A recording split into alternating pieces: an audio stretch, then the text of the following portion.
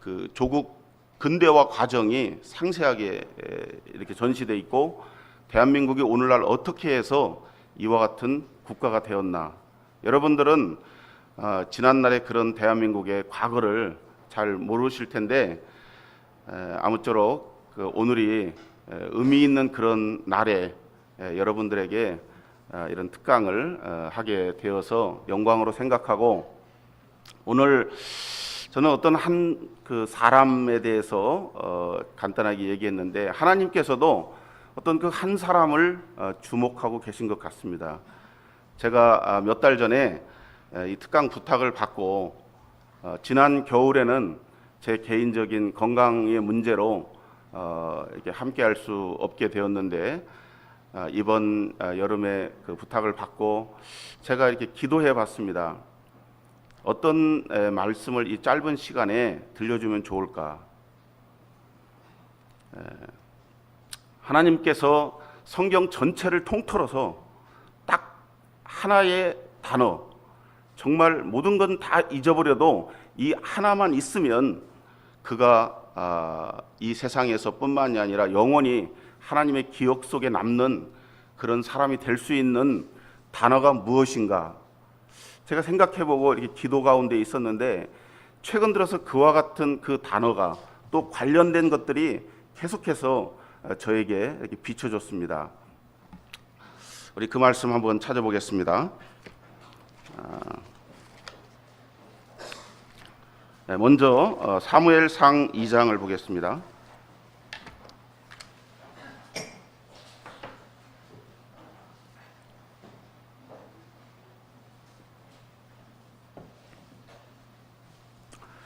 사무엘상 2장 30절만 읽어보겠습니다. 그러므로 이스라엘의 하나님 나 여호와가 말하노라.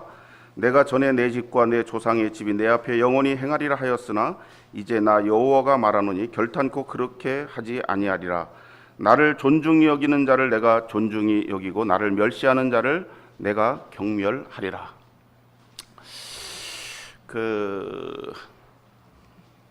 인도에 이 설탕을 굉장히 좋아하는 어떤 그 아이가 있었습니다. 그래서 엄마가 어떻게 하면 이 설탕을 먹게 하지 않을 수 있을까?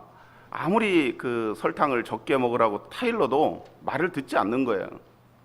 그래서 이 어머니가 생각했습니다.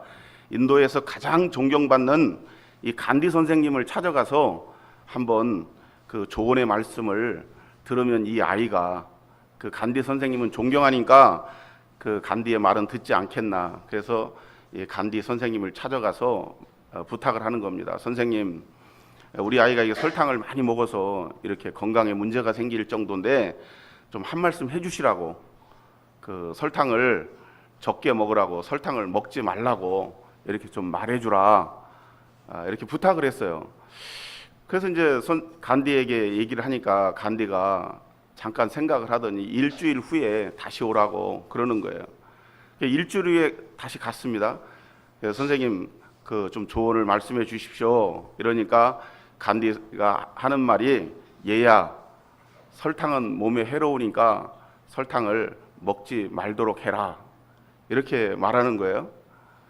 이 어머니가 생각하기를, 아니 일주일 동안 생각한 것이 뭐 그 정도야. 그래서 나가다 말고 가만히 생각을 해보니까 궁금한 거예요. 그래서 간디 선생님에게, 선생님 일주일 동안 무슨 일이 있었습니까? 일주일 동안 이 말을 하시기 위해서 도대체 그 무슨 일이 있었냐고. 그러니까 간디가 하는 말이, 사실은 나도 설탕을 너무 좋아한다. 설탕을 끊을 수가 없었는데 당신의 그 부탁을 받고 내가 일주일 동안 설탕을 먹지 않았다. 그래서 이 아이에게 설탕을 먹지 말라고 말할 수 있게 되었다고 이렇게 말을 하는 거예요. 제 심정이 사실 그렇습니다.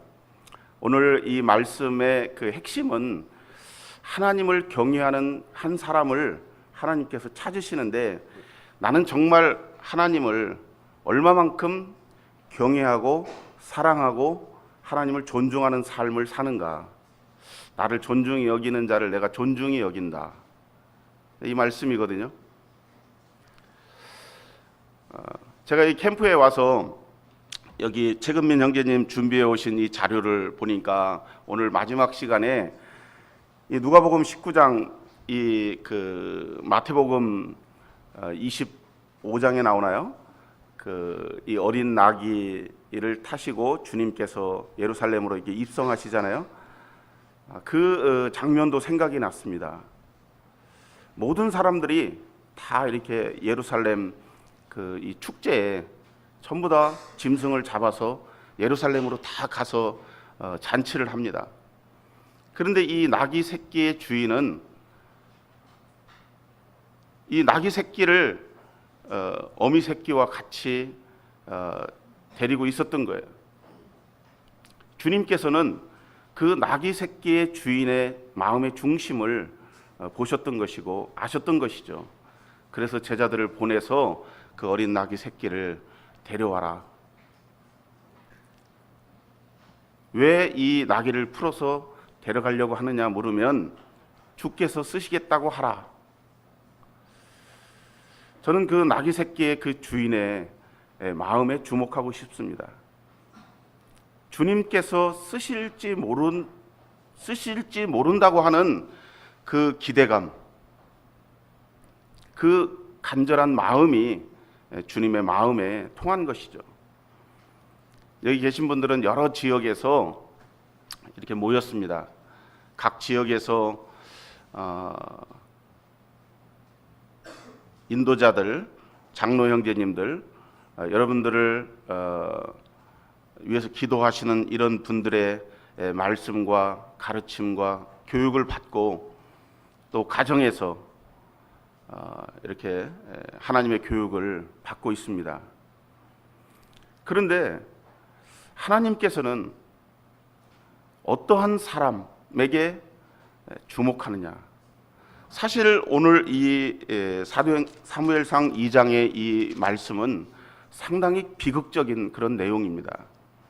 엘리의 제사장 홈리와 비느하스의 이 사건을 하나님께서 엄중히 묻고 계신 거거든요. 여기 장로 형제님 자제들도 계시고 또 모임에 이 청년 캠프에 참석하실 정도가 되면 그래도 모임에 열심히 적극적으로 예배에도 동참하시고 교회 사역에도 참여하시고 많은 일에 함께하고 수고하는 동역을 이룬다고 하는 우리 젊은이들일 것입니다. 어떤 사람들이 이 하나님이 보실 때 여기 이 엘리의 제사장과 같이 보시느냐? 여러분들이 이 내용을 너무나 잘 아시기 때문에 이 내용을 깊이 살펴보지는 않겠지만 오늘 이러한 말씀을 중심으로 하나님을 경외하는 한 사람을 하나님께서 어떻게 보고 계시고 어떠한 사람이 우리가 되어야 되고 하나님을 경외했을 때 우리에게 과연 어떠한 일들이 일어날 것인가에 대한 이 말씀과 또 성경에서 나오는 그런 인물들을 잠시 상고해 보고자 합니다. 하나님을 경외한다고 하는 것은 사실은 내가 하나님을 경외해야지 노력하고 열심을 한다고 해서 과연 될 것인가? 저도 이 청년의 시절에 주님을 믿고 오늘에까지 30여 년 동안을 이렇게 달려왔는데 내가 하나님을 열심히 섬기고자 할 때 그것이 그런 열심과 노력과 열정만으로 이게 가능한 일인가? 이 세상에 가장 위대한 것 중에 하나는 뭐냐면 놀라운 기적은 내가 구하지 않은 것들이 나에게 이루어진다고 하는 사실입니다. 이것은 물론 부모나 내가 속해 있는 교회나 내가 하나님께 충성되이 무엇인가를 하기 때문에 이루어질 수도 있을 것입니다. 하지만 근본적으로 제가 생각할 때는 하나님께서 우리의 그 마음 중심을, 하나님을 경외하는 그 마음을 보시기 때문에 그러한 일들이 이루어지지 않는가. 저희 교회에 아주 인사를 굉장히 잘하는 그 아이가 있어요. 아주 어릴 때부터, 지금은 초등학교 6학년인가 중학교 1학년쯤 이렇게 됐는데, 아주 어렸을 때부터 부모를 따라서 이렇게 교회에 나오기 시작했어요.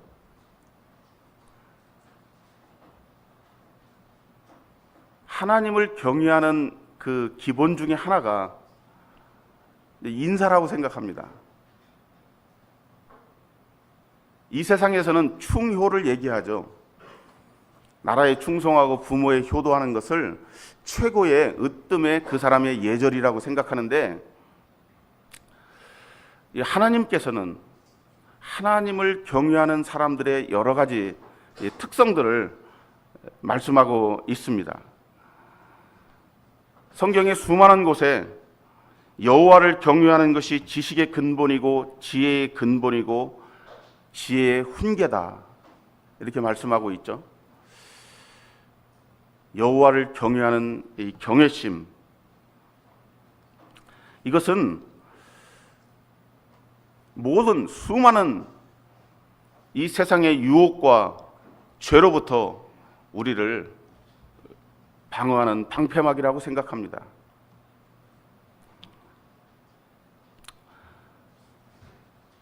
때로는 내가 하나님을 잘 섬기고 마치 이스라엘 백성들처럼 그들이 철저히 이 안식일을 지켰지만 그들은 안식일의 삶을 살지 않았다는 것이죠. 그래서 우리가 생각해 보기를 원하는 것입니다. 주님을 믿는다고 하는 것은 주님과 주님의 제자들이 공통적으로 말씀하셨습니다. 참으로 좁은 길이고 좁은 문인 것이죠. 여기 계신 여러분들은 세상에 있는 여러분들의 친구들보다도 훨씬 더 많은 짐을 지고 마음의 부담을 안고 살아갑니다. 어쩌면 훨씬 더 많은 일들을 하고 있습니다. 교회 생활에 충실하려면 웬만한 직장 생활을 하는 것만큼 시간과 열정을 쏟아야 되죠. 그렇기 때문에 분명히 이 길은 주님을 믿고 주님의 제사장으로 주님을 경외하면서 살아간다고 하는 것은 이 시대에 험한 길이고 힘든 길입니다.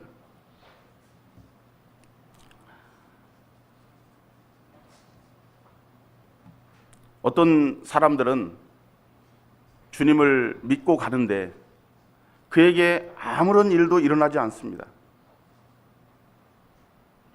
그런데 어떤 사람은 그냥 자기의 길을 가는데도 하나님의 능력과 위험이 나타납니다. 그에게 고난이 따라옵니다. 그 차이는 어디에 있을까요?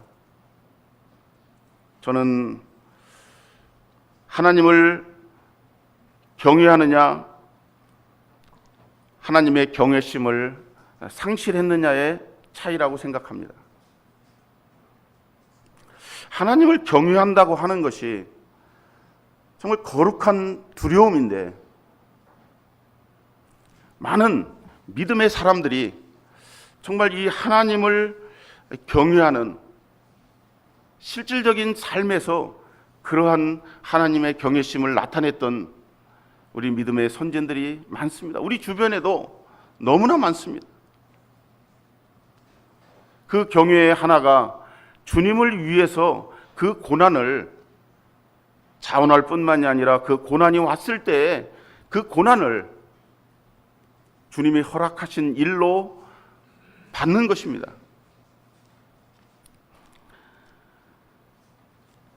우리나라가 60년, 70년대에 고도의 성장을 이룬 것은 정부 주도형 이 경제 정책을 썼기 때문입니다. 거기에는 대통령이 중심이 되었고 군인들이 중심이 되었습니다.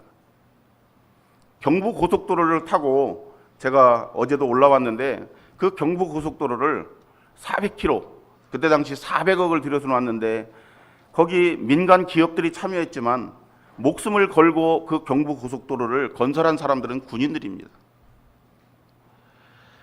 거기에 유명한 군대 장군이 계셨었어요. 이분이 육군 소장 별 2개였습니다. 군대 생활을 하신 형제님들은 육군 소장이 얼마나 높은 계급인지 아시죠? 하루는 이 박정희 대통령이 회식을 했습니다.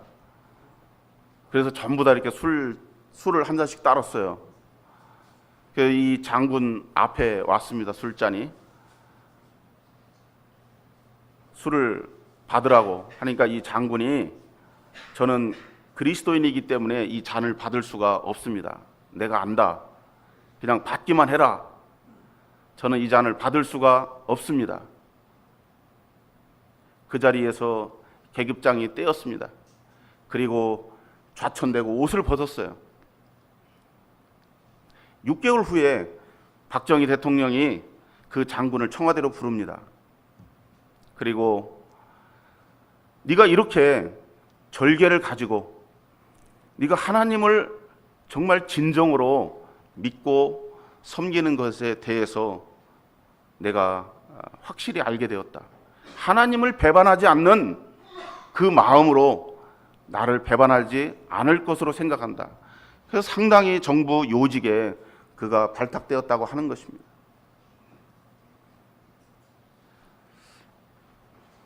제가 27살에 취업을 했습니다. 직장에 들어갔어요. 사장님이 그 회식을 하는데 술잔을 한 잔씩 돌렸습니다. 한 잔 마시고 옆으로 넘기면 마시고 옆으로 넘겨야 돼요. 내 자리에서 술잔이 끊어지면 이제 분위기가 엉망이 되는 것입니다.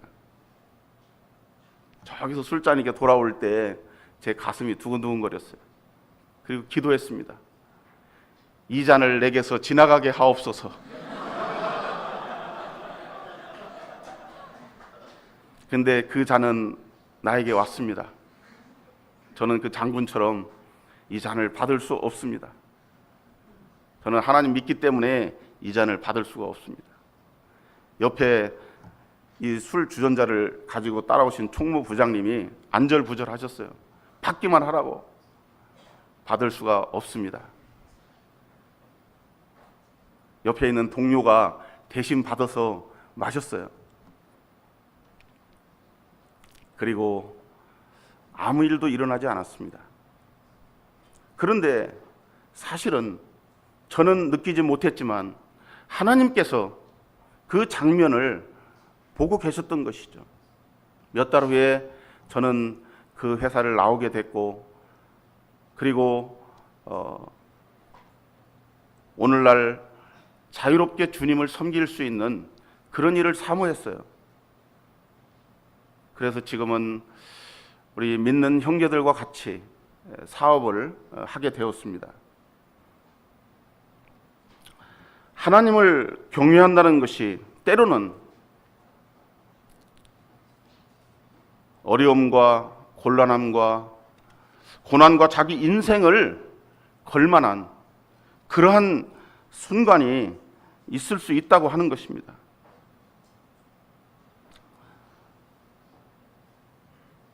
하나님을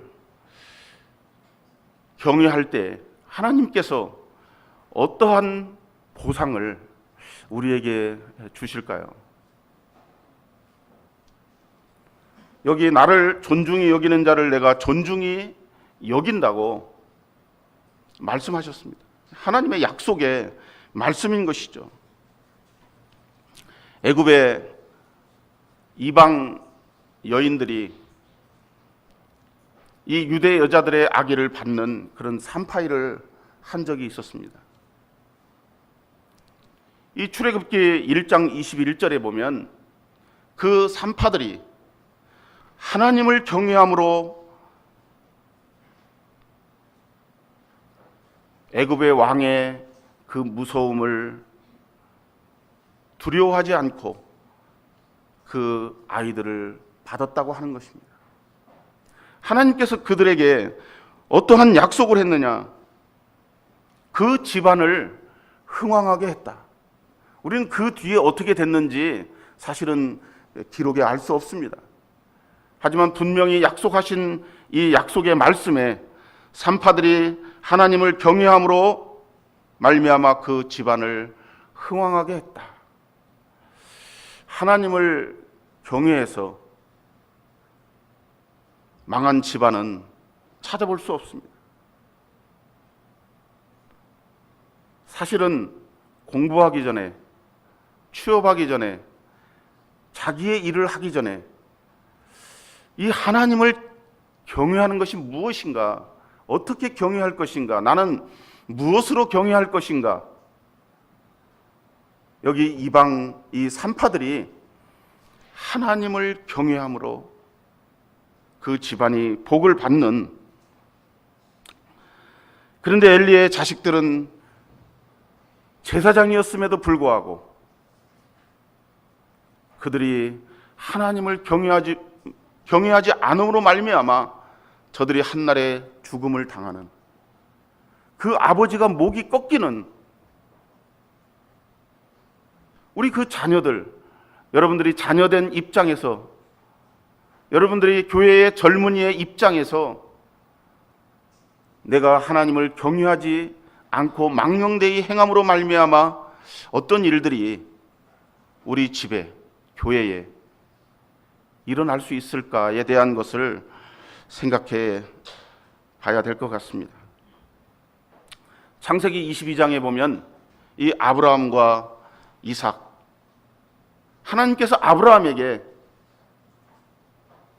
내가 이제야 나를 경외하는 줄 아노라. 내가 너의 본심을 보았다.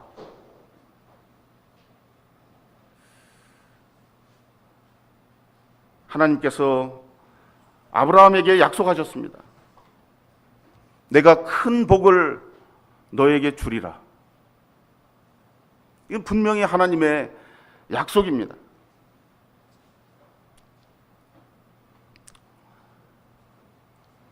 타락했는데 복을 받습니다. 자기가 생각해도 나는 분명히 영적으로 타락했다고 생각하는데 잘 되는 거예요. 이것은 하나님께로부터 온 복이 아니라 사단으로부터 온 복일 것입니다. 이것은 축복이 아니라 오히려 저주일 것입니다. 하나님께 순종함으로 말미암아 이 복을 얻은 많은 성경의 인물들이 있습니다. 아브라함이 그랬고, 요셉이 그랬고, 다윗이 그랬습니다. 다윗은 한 번도 자신이 왕이 되게 해달라고 기도한 적이 없어요. 요셉은 모든 것을 하나님이 함께 하심으로 일어나는 일들로 하나님 경외하심을 그가 모든 곳에서 잊지 않았습니다. 하지만 하나님께서 요셉이 구하지 아니한 그 애굽의 2인자가 되게 하신 것은 그 중심이 하나님 경외함이 있었기 때문에 그렇다고 생각합니다.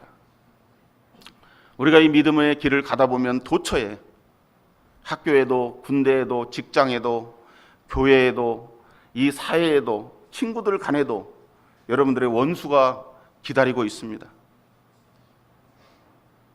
여러분들을 대적하는 대적자들이 반드시 있습니다.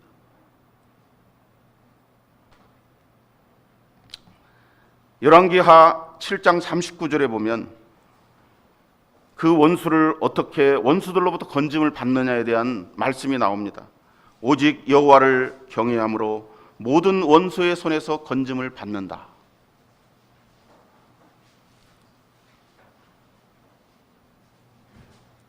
여러분, 열왕기하 17장 39절의 말씀입니다.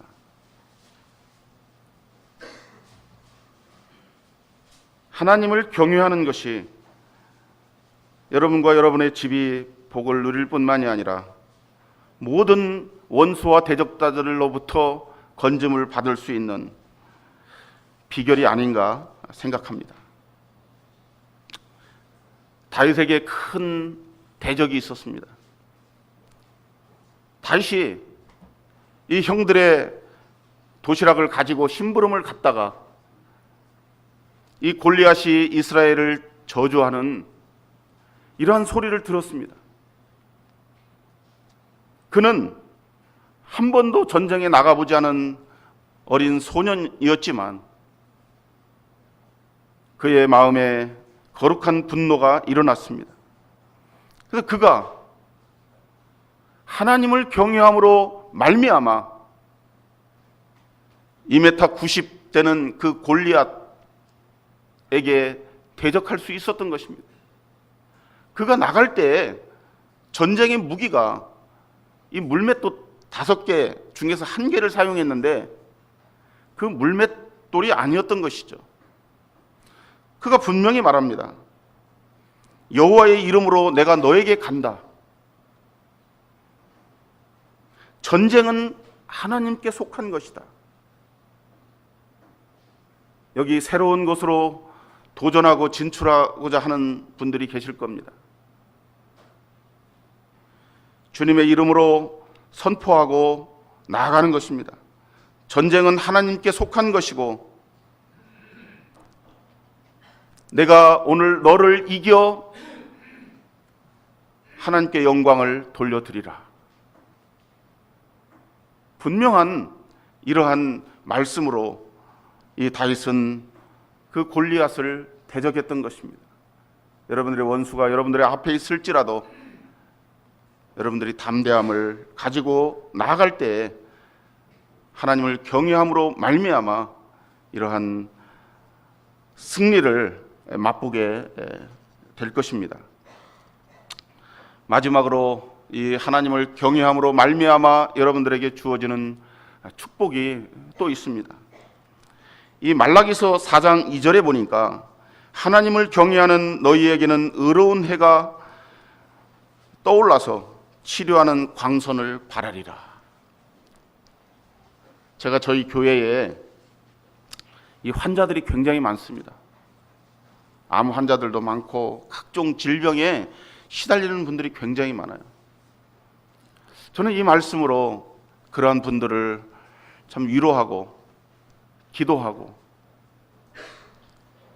이 뇌종양에 어떤 분이 걸리셨어요.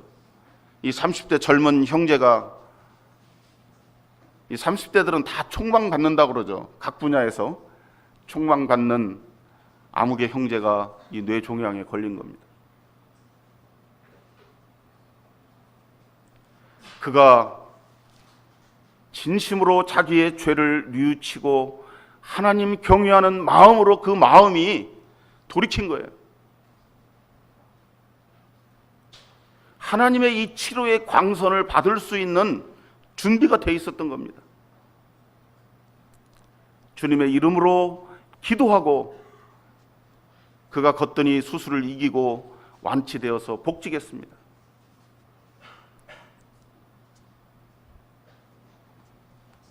마음에 이 질병을 갖고 있는 사람들이 참 많아요.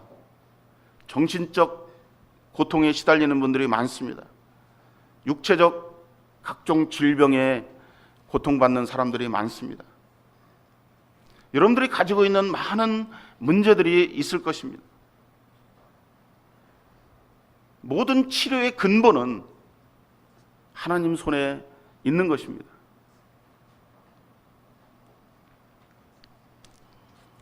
고넬료가, 이 베드로가 그 고넬료를 찾아갔어요. 고넬료는 상당한 지위와 부를 가지고 있었던 사람입니다. 베드로는 그 신분이 미천한 사람이에요.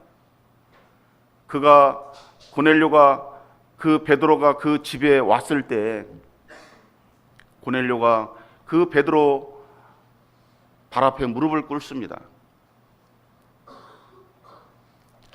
그가 정말 그 베드로를 주님의 사람으로 하나님의 종으로 인정한 거죠. 베드로가 당황했습니다. 나도 사람이다 이렇게 말했어요. 여러분들이 속해 있는 곳에, 교회, 가정, 직장에, 학교에 여러분들을 지도하고 계신 하나님의 종, 여러분들의 멘토, 여러분들의 부모님, 스승들이 계실 겁니다.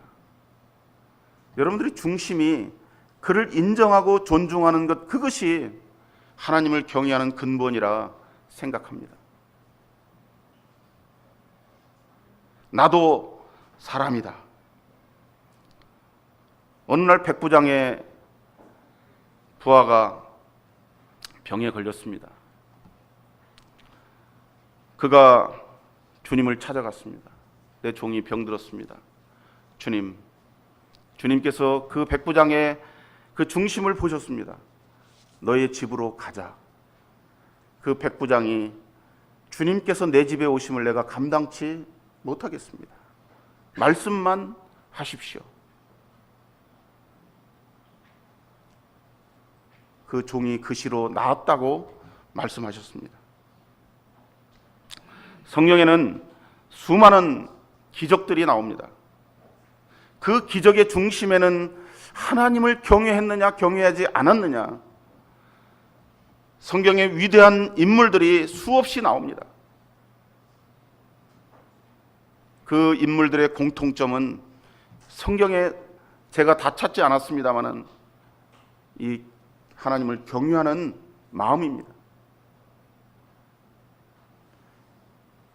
여러분들이 이제 20살에서 30대 이 젊은 날에 지금 이 순간부터라도 하나님 경외하기를 힘쓰신다면 하나님께서 그 중심을 보시고 여러분들을 귀하게 쓰시고 높이시고 복 주시고 여러분들이 원하든 원치 않든 하나님의 만복이 여러분들에게 충만하리라고 생각합니다. 여러분들이 필요한 그 어떤 것을 구하기 전에 주님은 여러분들을 아시고 여러분들의 필요를 먼저 아시는 분이시죠. 하나님을 경외하는 것이 믿음입니다. 하나님을 경외하는 것이 지식의 근본이고 지혜의 근본임을 명심하면 여러분들이 또 이 한국 모임이